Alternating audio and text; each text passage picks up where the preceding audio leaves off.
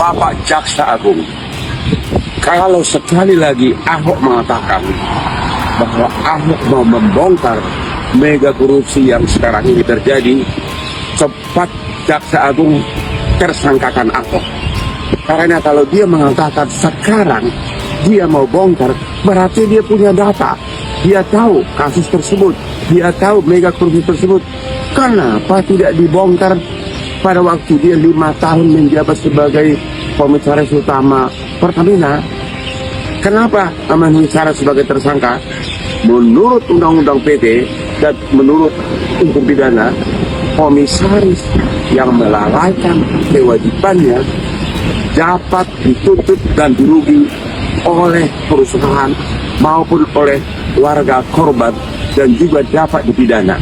Tunggu, waktu akan berputar. Semua catatannya akan saya pegang. Satu hari ganti rezim, kok penjarain kalian semua. Kalian ingat baik-baik kalimat saya, direksi. Saya boleh keluar dari sini, tapi catatan yang saya punya, kalau rezim betul-betul mau membereskan negeri ini dari korupsi di migas dan Pertamina, saya berani jamin, saya dengan data ini akan penjarakan kalian semua. Lihat ini guys, Menteri BUMN nggak tahu malu, yaitu Erick Thohir. Menteri BUMN Erick Thohir diminta tanggung jawab terkait korupsi Pertamina Patraniaga. Bayangin, selama beliau menjabat jadi Menteri BUMN, itu ada 11 BUMN melakukan korupsi. Tahu nggak jawabannya apa? Kalian lihat nih jawabannya. Kata beliau nih, Pertamina akan kami review total. Kalau di Jepang atau di luar negeri lain udah pada mengundurkan diri, emang nggak tahu malu pejabat kita ini guys. Ini juga sampai pejabat-pejabat itu, sampai anak cucu juga malu karena apa? Bapaknya nggak becus ngurus negara.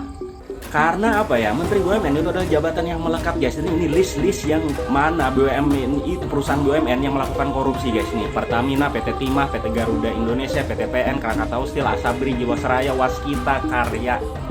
Terus juga ada ASDP, PTBA, PGN. Sudah 11 BUMN. Mau berapa lagi kasus bertambah? Kapan kita ini cuma gitu doang, review total, tanggung jawab dari pejabatnya, tanggung jawab moralnya mana?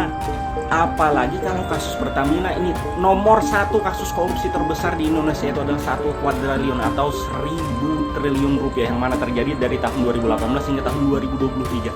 Gila guys, korupsi di Indonesia udah akut banget, sumpah parah. Coba Anda bayangkan, sekiranya Kejaksaan Agung tidak bongkar kasus ini, maka akan berlanjut tindak pidana korupsi tersebut. Bayangkan berapa ratus triliun tiap tahun akan berlanjut terus. Ya, pertanyaannya adalah, Ahok tiba-tiba teriak akan saya bongkar. Pertanyaannya, sekiranya Kejaksaan Agung tidak bongkar kasus itu, apakah Ahok akan diam selamanya? Itu dia pertanyaannya. Atau memang dia tidak punya data apa-apa, cuma mau pansos, tiba-tiba ikut nebeng populer, seolah-olah mau bongkar. Jadi sekiranya Kejaksaan Agung tidak bongkar, berarti kasus ini akan berlanjut terus. Tiap tahun ratusan triliun. Dan selama ini Ahok diam. Pak, dia dulu logikanya. Untuk bisa lakukan itu semua, Anda butuh macan sejati, bukan macan sirkus, untuk membereskan republik ini. Itu aja ngomong-ngomong fair. Loh, ini Pak Ahok perginya kok kemana-mana ya?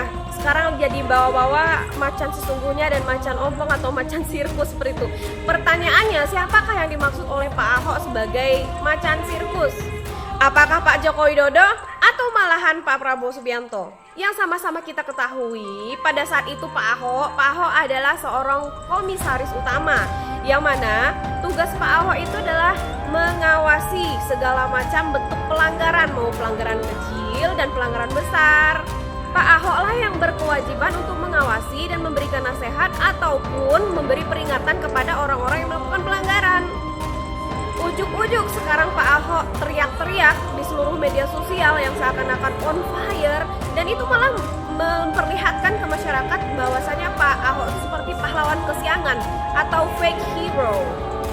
Padahal pangkal akar masalahnya itu adalah dari longgarnya pengawasan, yaitu pengawasan dari Pak Ahok sendiri. Nah, akan lebih bijak sekali sebagai mantan komisaris utama, harusnya terlebih dahulu Pak Ahok minta maaf kepada seluruh warga negara, karena Pak Ahok itu mungkin melakukan mungkin di sini Pak Ahok juga korban karena tidak mengetahui pelanggaran yang mereka lakukan. Karena bagaimanapun Pak Ahok dalam tugas sebagai komisaris utama itu sudah diembankan tugas untuk mengawasi.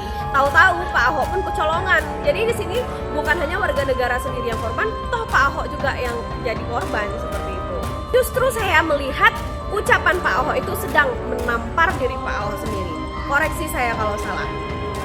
Semacam sirkus apapun orang yang Pak Ahok tuding, justru di sini macan sirkusnya adalah Pak Ahok. Karena apa? Karena yang bertugas langsung dan memiliki tanggung jawab langsung untuk melakukan pengawasan pada saat itu adalah Pak Ahok sendiri. Jadi pertanyaannya, apakah benar Pak Ahok sedang menampar diri Pak Ahok sendiri dengan kosakata macan sirkus? Jawab sendiri. DPR tidak temukan pengoplosan Pertalite ke Pertamax saat sidak ke SPBU. Ya tidak ditemukan Pak, soalnya Bapak sidaknya terlambat. Sidaknya setelah semua itu kejadian. Coba sidaknya itu dulu, waktu belum kejadian, waktu belum dikorupsi. Bapak selama ini, Bapak DPR ini ngapain saja sih? Tidur atau menikmati uang rakyat? DPR, Dewan Perwakilan Rakyat, tapi kok banyak masyarakat yang tidak merasa diwakili oleh DPR ini ya?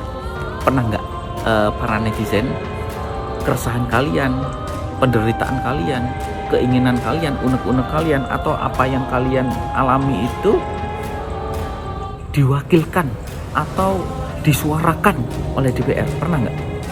Kalau saya kok belum pernah ya. Saya belum pernah merasakan fungsi serap aspirasinya DPR ini yang sebenar-benarnya itu belum.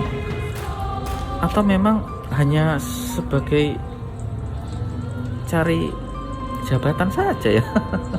Pak DPR, Pak, tolong kalau kerja itu yang benar, semuanya diawasi. Katanya tugas DPR itu mengawasi pemerintah, tapi kok kecolongan terus.